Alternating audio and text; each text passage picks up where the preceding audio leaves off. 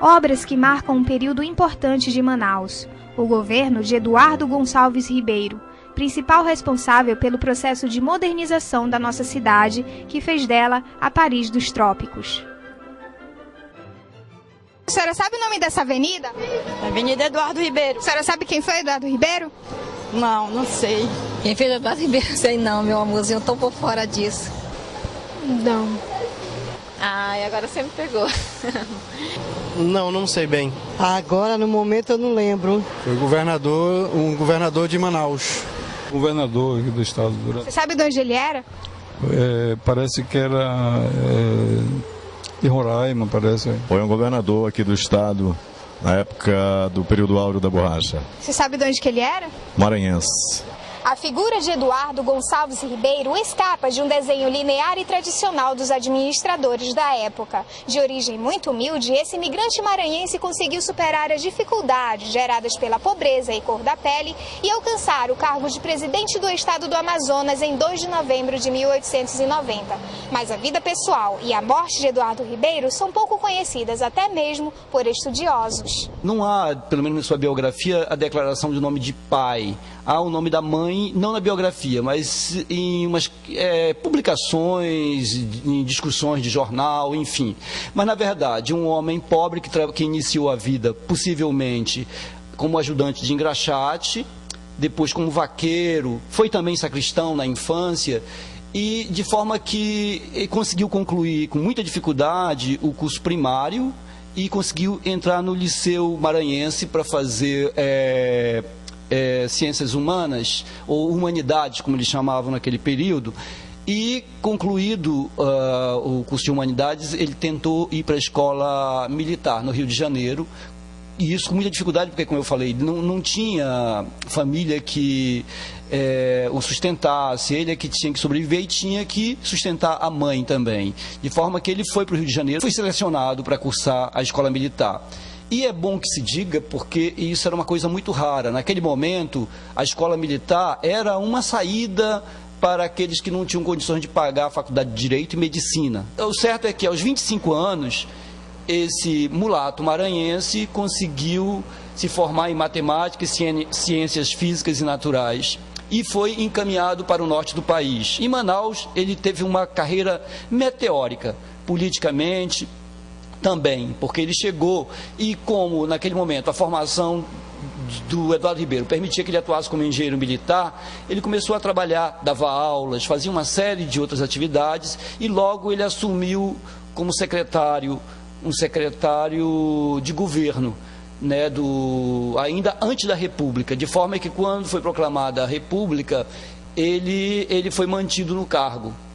E é a partir daí que a carreira política dele se desenvolve muito mais rapidamente, porque de secretário-geral e de diretor de obras públicas, ele passa a ser vice-presidente. E o que nós vamos ver é que, logo depois, o Villerroy foi exonerado e o Eduardo Ribeiro assumiu a presidência em 1891. E ele ficou de janeiro de 91 até maio daquele mesmo ano, quando ele foi substituído oficialmente pelo tenente-coronel Thaumaturgo de Azevedo. Existem poucas fotografias de Eduardo Ribeiro. A mais famosa indica outra curiosidade na vida do governante. Nela, Ribeiro é retratado com traços arianos, quando na verdade ele era negro. Mesmo que esse tipo de retrato fosse comum naquela época, alguns pesquisadores acreditam que, apesar de se dizer republicano, Ribeiro não assumia a raça negra. O certo é que a cor da pele era usada pela oposição de forma irônica para ridicularizar a imagem do governador. É notório que naquele momento a questão da cor ainda tinha muita importância, mesmo no Amazonas, onde era o segundo estado, ou ainda província, que havia libertado os escravos.